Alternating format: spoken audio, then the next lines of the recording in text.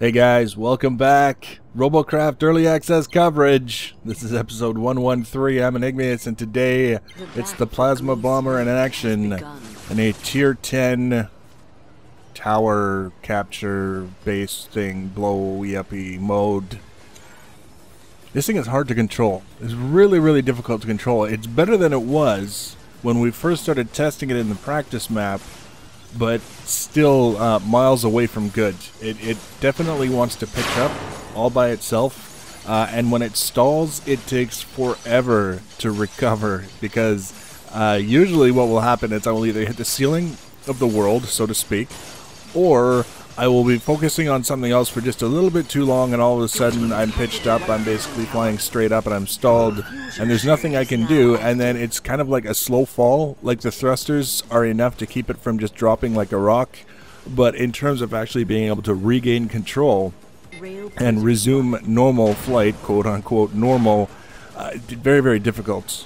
And you'll see that several times throughout this. Here's one. Here's an example like that, where we stalled out. That was more me not managing my flight controls and such as well as I could have.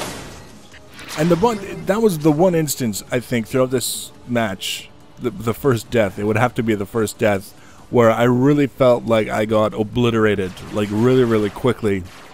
And then I realized afterwards, looking back at the footage, I had two rail bots in front of me and one off to the right that were all basically focused on me.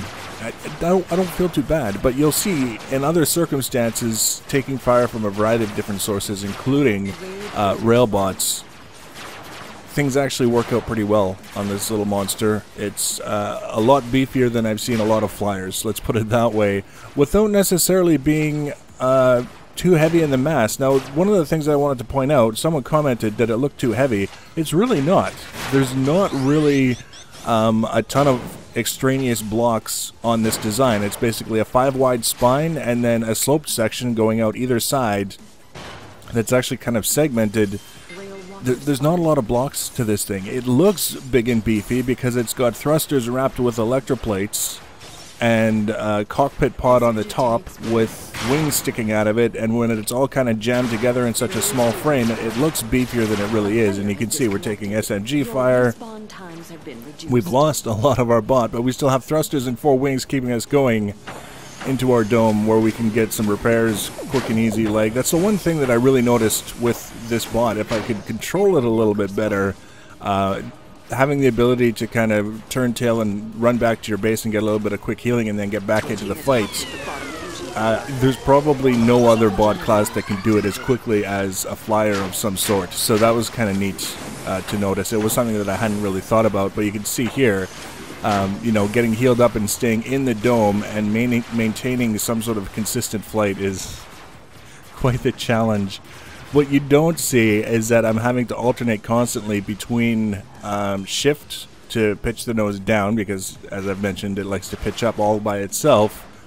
And then once it gets to that point where it's just pitching down a little bit too much, I kind of tap space and it kind of lifts back up, and then it's back to looking for something to shoot at. And by the time I've found something to shoot at and I've aimed and all that other stuff, then I have to adjust my heading again. Here we go. Here's a near stall. That was a near stall. It could have been a lot worse. I'm finding a lot of railguns lately, and I think it has to do with just having that offensive punch and being able to shoot the protonium, and also the fact that, you know, the respawn thing is kind of an issue with this game mode. And what I mean by issue is that it's very easy to respawn. You can respawn in less time than it takes a plasma cannon to reload early in the match. I didn't really pay too much attention to it later on in the match when the plasma reload is a little bit faster. But I did notice there was one guy early in this match. I shot him, I hit him before I could shoot at him again because I was waiting on my guns to reload. He had respawned, which is a little bit of poor sportsmanlike behavior, respawning because you can't be bothered to deal with the fight, or you feel you're at a disadvantage in the fight, or something, your bot's still in good shape but you just don't feel like fighting. It basically kind of breaks a bunch of different things within the game mode. Specifically, if you've crippled someone to the point where they can't really fight back very well, and they respawn before you have an opportunity to finish them off, you're kind of cheated out of the overclock cycles that you would have received if you had been able to finish the kill. It's just a little bit too easy to respawn in the middle of a fight, when realistically speaking, I personally feel you should be sort of compelled to sit there and take your lumps like everyone else. You know, take the destruction or whatever, and then respawn normally. Or, as you'll see a couple times in this match, I used the respawn when I crashed and I couldn't right my bot. I couldn't get myself back up in the air. The position that I was in, I could barely move, much less orient myself that I could get into the air again. In that case, not receiving any fire, there were no enemy bots shooting at me at the time, it made a ton of sense that I'd be able to respawn and start over, because that's just the nature of the flyer. And there was a penalty for that. There was a short delay while I was out of the match. There was nothing that I could do, and then I had to head out and kind of rejoin my team from there. So it's a very minor penalty when you're choosing to respawn over something like a bad crash where you can't rectify the situation.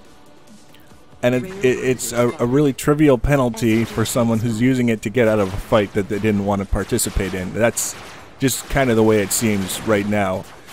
I'm not one of these people who goes for, like, you have to punish people for behaving badly, because what ends up happening is you end up catching people who aren't necessarily behaving badly in that net, and then it ruins the fun for them, and it's all in the name of making the game better for everyone. Really? How does that work?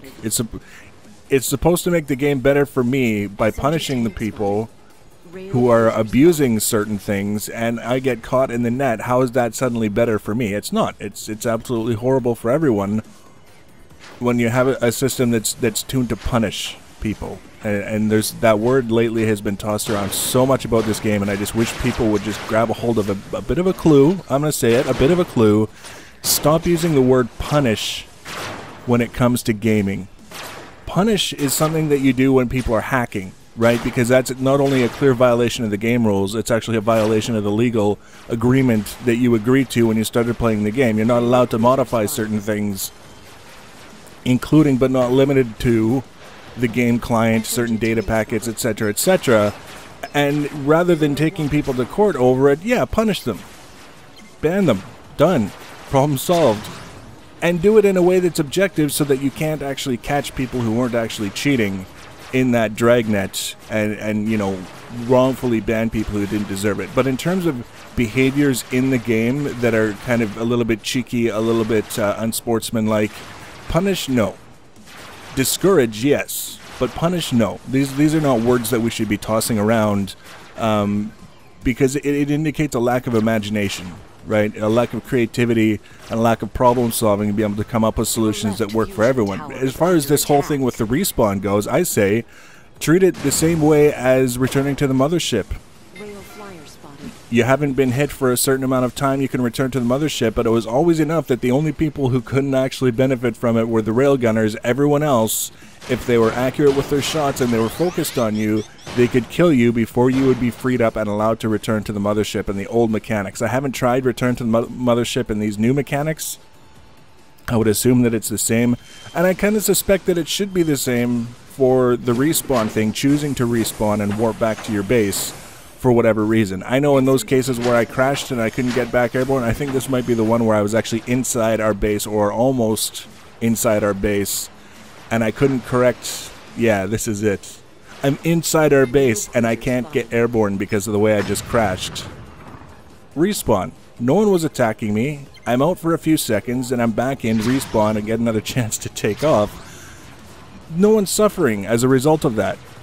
But at the same time, when we've got people out there who get hit by a plasma bomber and they don't want to fight them, or get hit by a plasma bomber and lose all their guns, oh, screw that, I'm going to respawn right now. Nah, we got to do something about that. That's, again, not going to cause people who aren't abusing the system to see any kind of substantial reduction in their quality of life, while at the same time discouraging people or limiting people from abusing it just to be cheeky little assholes. What else are you going to call it? So this match actually went on for just over 20 minutes, and I thought, wow, after the match, it didn't feel like 20 minutes. Look at this little catamaran thing I got going on. I lost the back half of my bot, but the pilot seat is still there. All 4 wings are still there. I don't have my rudders anymore, but I have enough thrusters and wings to keep going and fighting. This is what I was talking about when, you know, looking at how tough the bot is and how much punishment it can take before it finally kind of crumples in a heap on the ground.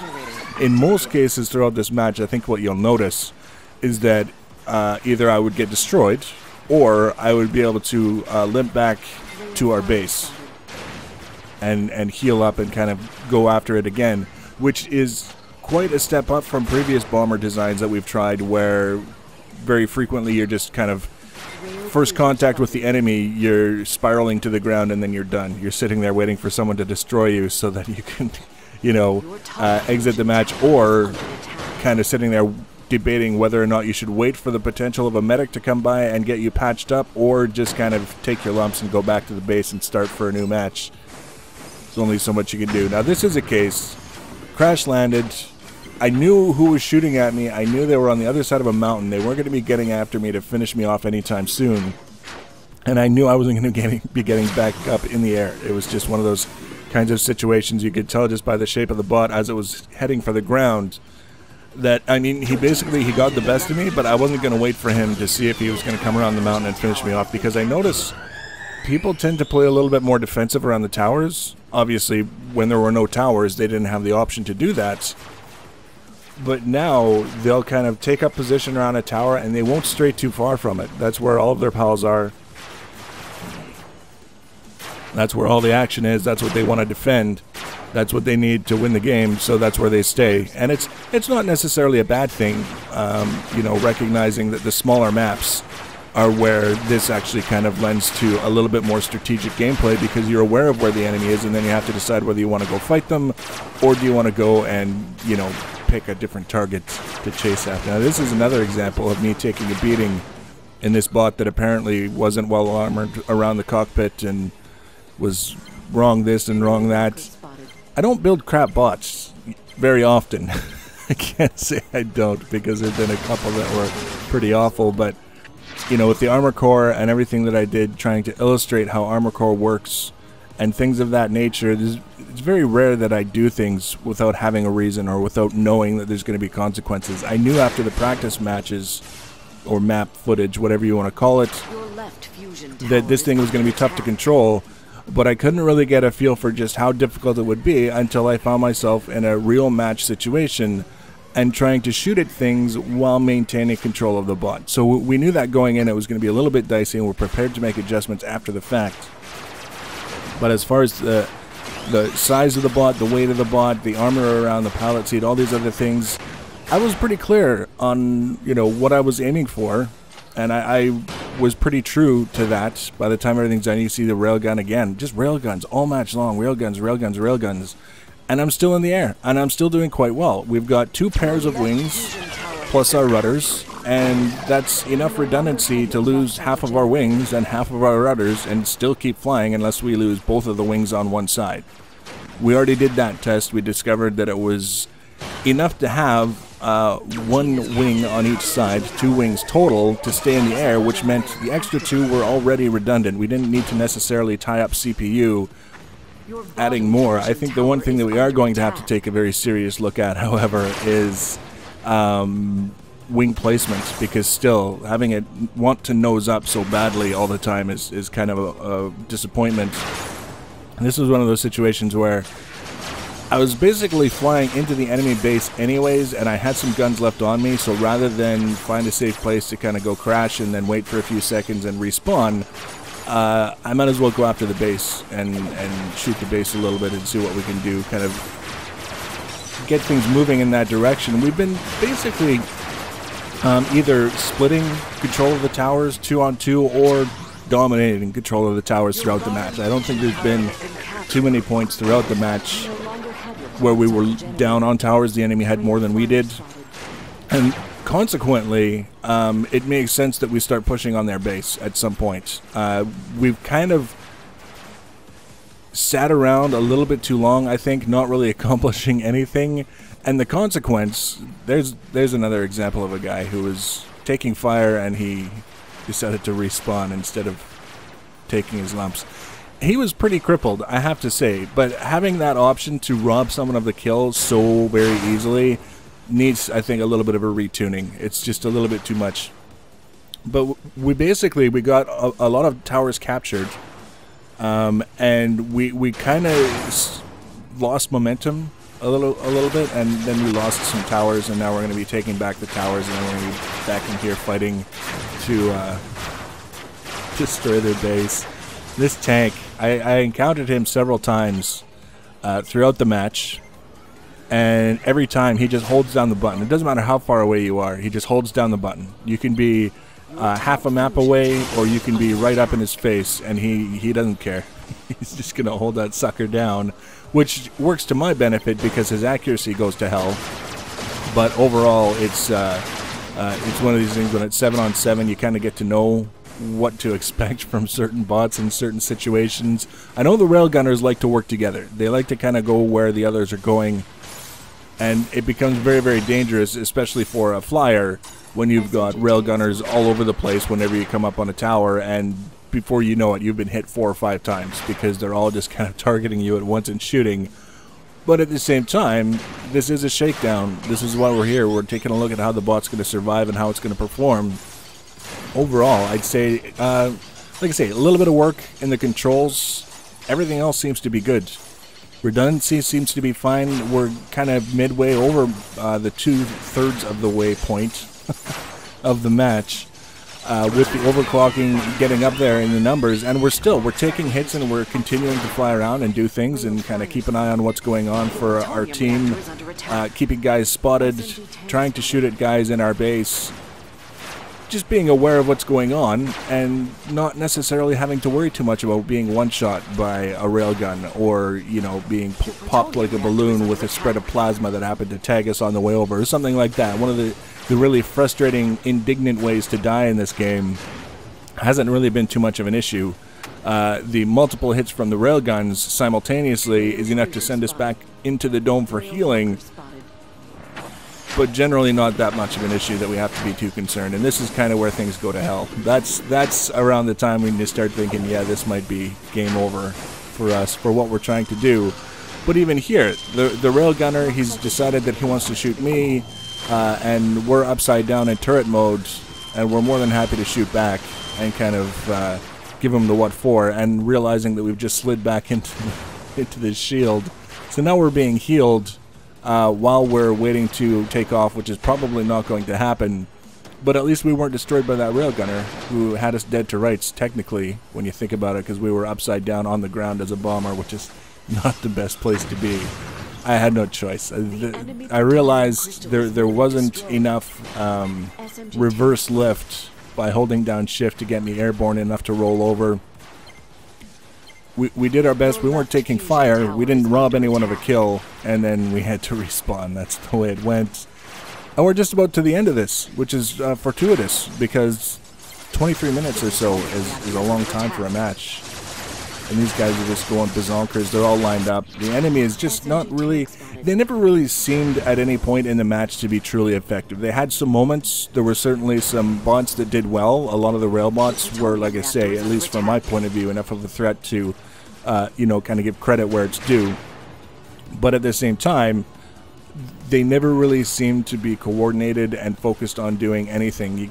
You can't have 3 rail bots sitting around a plutonium tower all waiting to reload when the enemy team shows up and starts shooting at them, because they don't have any defenses. It's just not necessarily the best situation for them to be in, and by the time they're reloaded, things don't get much better once you've been jumped while you're reloading when you're a rail pilot. That's just something that you learn early on, and whether you can accept it or not determines whether or not you continue to play as a rail pilot.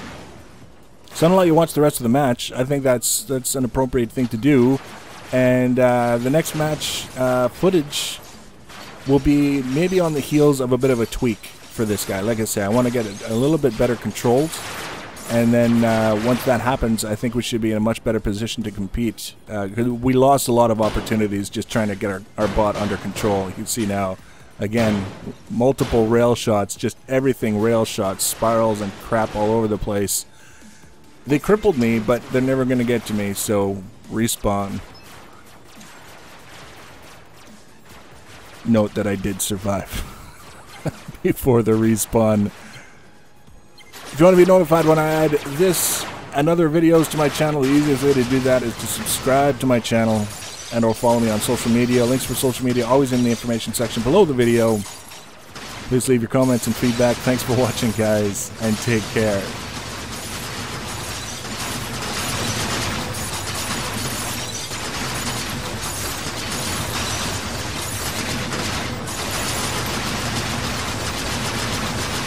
Your team has captured the left fusion tower. Clock cycle generator activated.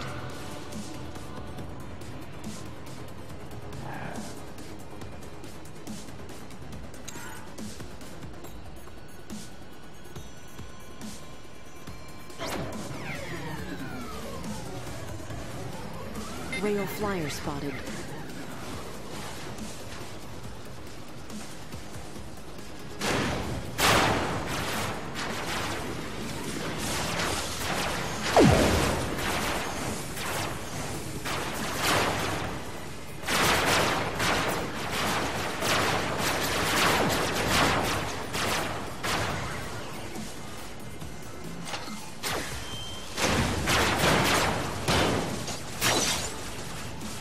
Team has captured the top fusion tower.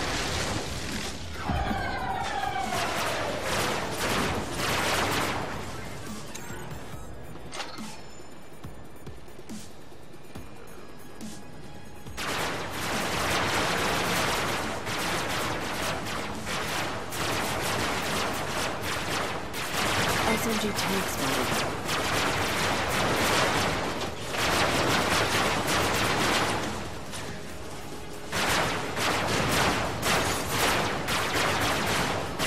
Your plutonium reactor is under attack.